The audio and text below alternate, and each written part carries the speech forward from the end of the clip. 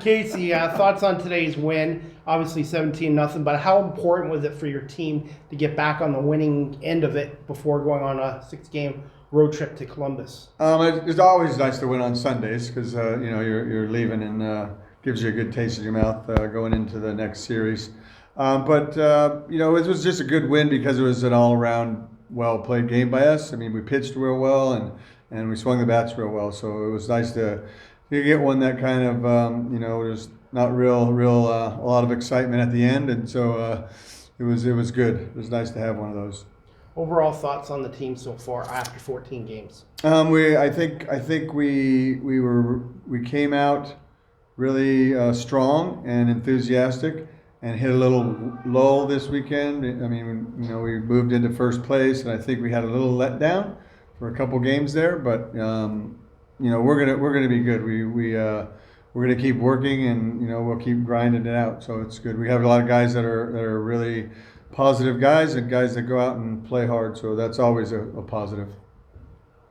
Casey, after you guys scored 3 in the first, Paxton was kind of battling the elements there, ended up loading the bases. He got out of it, put up a 0. You guys ended up scoring 3 the next inning, kind of put it away after that. How important was him battling through, and how would you evaluate his performance that inning specifically? Well, shutdown innings are huge in baseball because the game is based on a lot of momentum. And when you score, usually, no matter how many you score in one inning, if the other team comes back early in the game and scores a run, it kind of changes the momentum back to them, and then it gives them feeling of like, okay, we're still in this. But you can get through it and shut down the next inning after scoring some, putting up a crooked number, and then shutting them down to 0, then score some more. So it kind of deflates the other team and takes the momentum away from them and keeps and has you continue to take it and have it. So it was big. It was big that he battled out of that.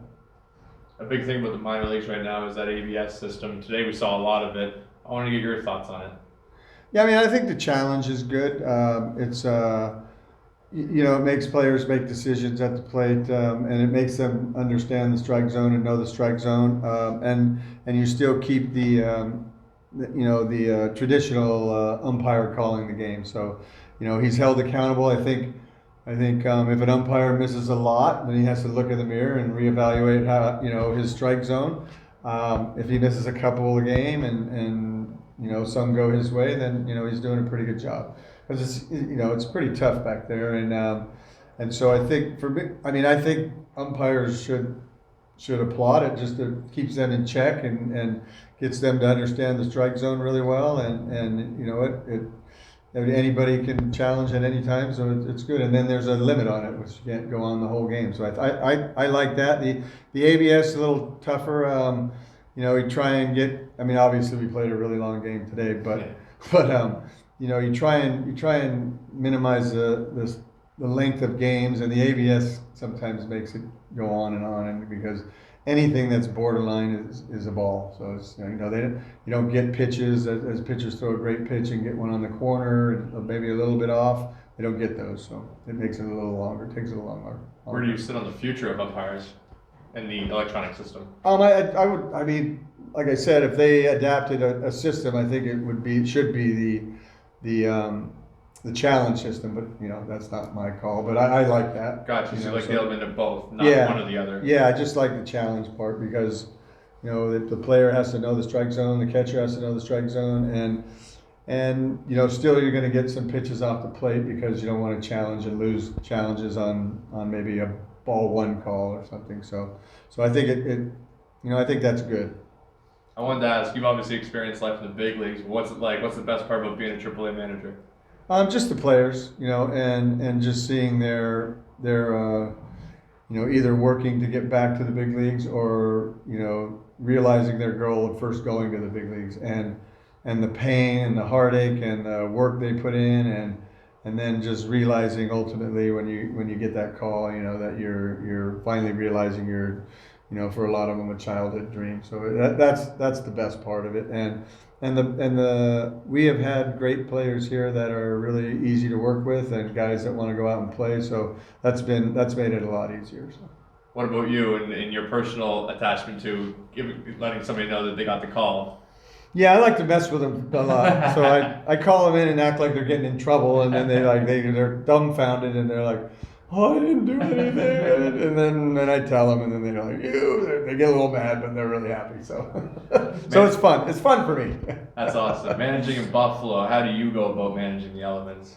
I just wear as much clothing as I can, and hopefully umpires don't make any bad calls, so I have to run out on the field and freeze out there with them and extend the game. But you know, I played here, and you know, the first month of the season, it's a grind, and you gotta get yourself ready and make sure that you're ready to go out, not only to play a game, but to face the elements and just deal with it, because it's going to be there, and you know, you just have to be mentally tough to get through it. And I think it helps players as the season goes on, where you know they've gone through this, and this is probably the toughest time to play. So Something new for you guys has been the renovations here.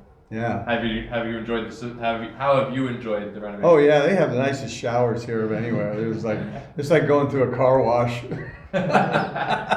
But it's been great. I mean, you know, shoot, we were in Trenton and came from Trenton after the big league team left here and came into the clubhouse, and it kind of reinvigorated the players, you know, through halfway through the season, and that was a great year. But you know, it's a top-notch facility, and these guys are treated great by the Bisons, and so it's an easy place to play and a fun place to play, and the fans that are here right now are the gamers, obviously, but you know, we get great fans throughout the season, and so it's a great place to be.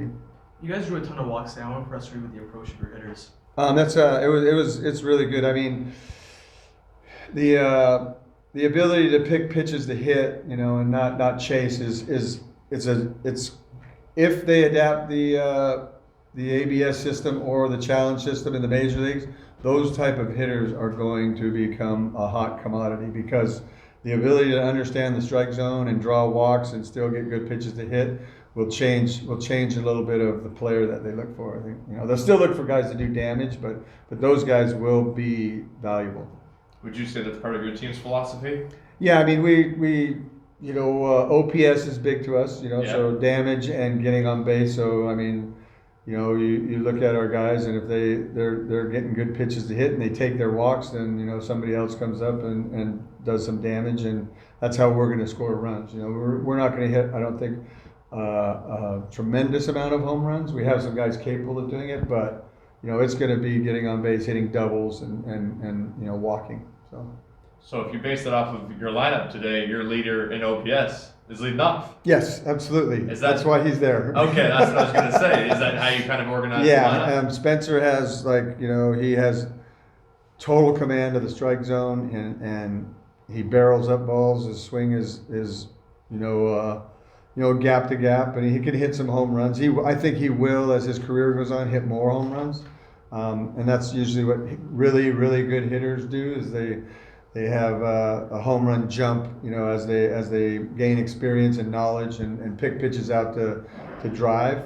But he's just, you know, total command of the strike zone, and with ABS and challenge, he's you know, he's always, you know, right with it. So it's good, and he gets the barrel to the ball.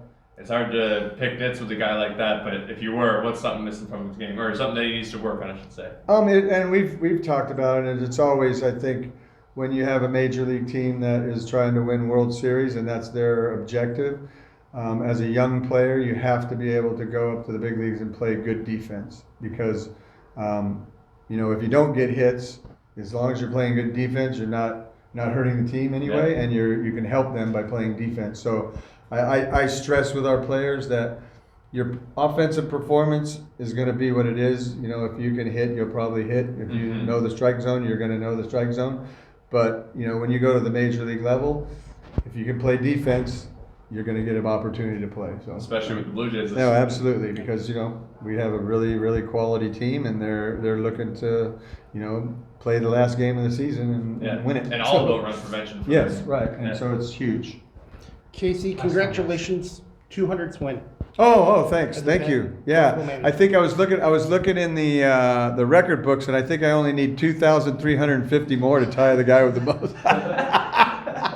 So when I looked at that, I was like, well, that's pretty insignificant. But I was very happy and proud. So and that has happened here, so it was great. Congratulations. Thank you so Thank you, much. I Casey. appreciate it. Thanks, Thanks. Casey. Thank you. Thank you very much.